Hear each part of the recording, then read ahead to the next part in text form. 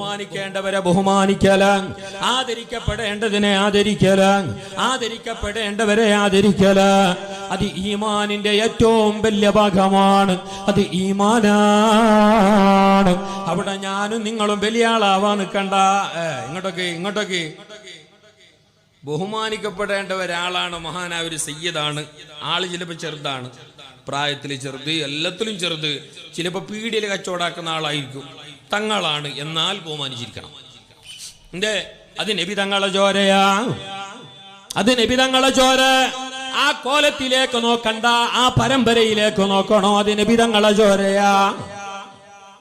ചിലപ്പോ ആള് ആലിമാണ്, പക്ഷേ വല്ല മുണ്ടാസില്ല, വല്ല നീളം താടിയില്ല, വല്ല കോട്ടും സൂട്ടും ഇല്ല.